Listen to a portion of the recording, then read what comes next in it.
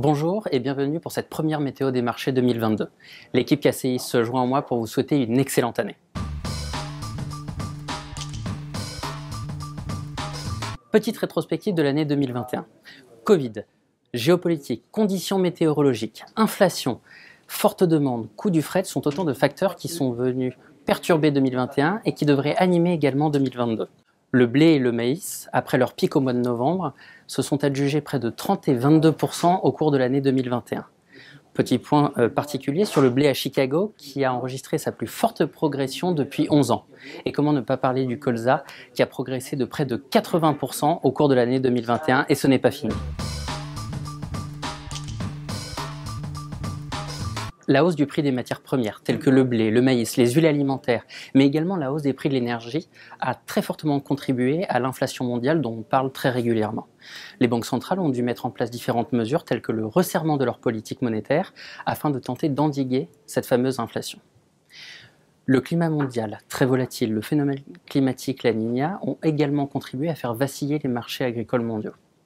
Dernier point, la demande chinoise pour ces denrées agricoles ne devrait pas faiblir, bien au contraire, au cours de l'année 2022. Tout d'abord, sur la partie Amérique du Sud. On s'attendait à des récoltes records, notamment pour le maïs et le soja, au Brésil et en Argentine. Toutefois, la sécheresse qui impacte actuellement le sud du Brésil et le nord de l'Argentine devrait dégrader le rendement des récoltes. Paradoxalement, la partie nord et centre du Brésil, elle subit des inondations, ce qui devrait également impacter les récoltes. Sur la partie nord-américaine à présent, les blés d'hiver commencent à souffrir en raison de la sécheresse. Les conditions de culture se dégradent très fortement, notamment dans des États phares comme le Kansas, le Nebraska ou l'Oklahoma.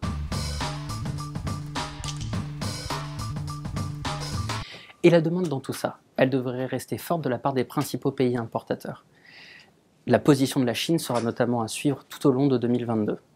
L'activité industrielle et les besoins de la Chine en produits de base s'étaient légèrement essoufflés au mois de décembre, mais devraient reprendre très fortement en ce début d'année.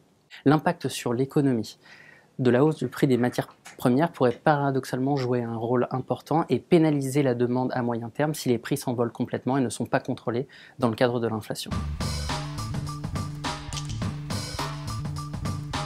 Comment ne pas parler du blé français, qui est actuellement compétitif, ce qui devrait le soutenir à court terme.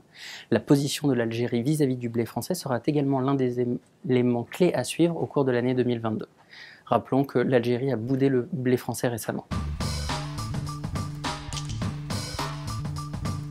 En guise d'ouverture, le colza a déjà franchi des niveaux records, le fameux seuil des 800 €. Autre point à suivre seront les tensions géopolitiques entre l'Ukraine et la Russie notamment, auxquelles viennent de se mêler les États-Unis. Point fondamental, les prix et les cours de l'énergie qui vont impacter notamment les engrais. Enfin, le point fondamental de 2022 sera toujours l'inflation et les différentes mesures qui seront prises par les banques centrales pour limiter cette inflation seront à suivre. Je vous dis à très bientôt.